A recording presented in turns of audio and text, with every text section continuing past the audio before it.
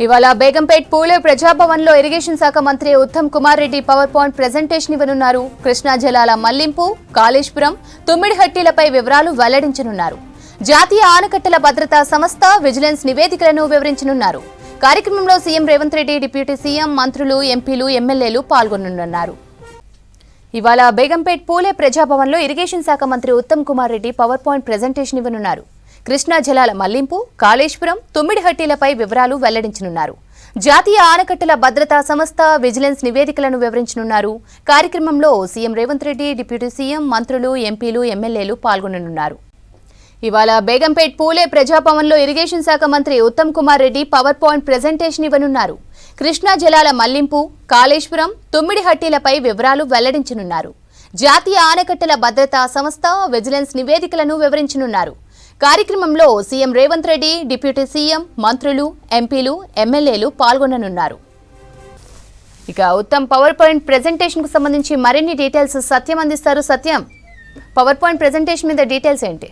Power point presentation సిద్ధమవుతుంది. ఈరోజు సాయంత్రం 3 గంటలకు ప్రజాభవన్లో కాంగ్రెస్ ఎమ్మెల్యేలు, ఎంపీలు, మంత్రులు, సీఎం రేవంత్ రెడ్డితో పాటు పార్టీకి సంబంధించిన కీలక నేతలంతా ఈ పవర్ పాయింట్ ప్రెజెంటేషన్కి హాజరవుతున్నారు. ప్రధానంగా కాళేశ్వరం ప్రాజెక్టు సంబంధించి ఇప్పటికే బీఆర్ఎస్ పార్టీ పదే కాళేశ్వరాన్ని కాంగ్రెస్ ప్రభుత్వం నిర్లక్ష్యం చేస్తుంది.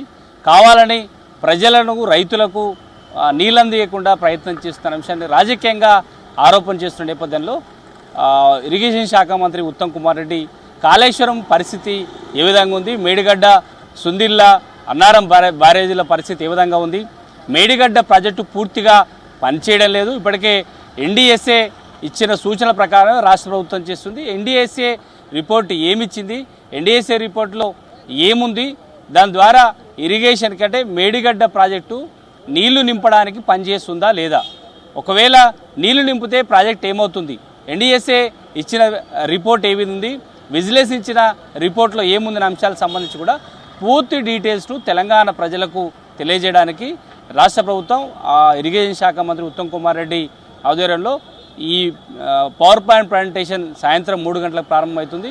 ఈ అంశాలను ప్రధానంగా బీఆర్ఎస్ పార్టీ ఎందుకు రాజకీయం చేస్తుంది, ఈ రాజకీయాన్ని తెలంగాణ ప్రజలకు పదే అబద్ధాలు చెప్పడం వల్ల మేడిగడ్డ కాళేశ్వరం ప్రాజెక్టు దాదాపు 1,00,000 కోట్లు ఖర్చు పెట్టి గత ప్రభుత్వం నిర్మించిందని కాంగ్రెస్ పార్టీ చెబుతూ వస్తుంది. ప్రభుత్వం అధికారంలోకి వచ్చినప్పటి కాళేశ్వరం ఏ విధంగా ఉంది, ఎక్కడెక్కడ అవినీతి జరిగింది, దాంట్లో ఎంతమంది అవినీతి పాల్పడ్డ అంశం కూడా ఇంకా విచారణ కొనసాగుతుంది. కాబట్టి దాంట్లో జరిగిన అంశాలకు సంబంధించి ప్రస్తుతం కాళేశ్వరం ప్రాజెక్టు ఏ విధంగా ఉంది, వర్షాకాలం వచ్చింది, నీళ్లు నిలబడే పరిస్థితి లేదు, మేడిగడ్డలో నీళ్లు నింపే పరిస్థితి లేదు, ఇప్పటికే ఎన్డీఎస్ఏ ఇచ్చిన సూచనల మేరకు అక్కడ నీళ్లు నింపే పరిస్థితి అని చెబుతున్నా.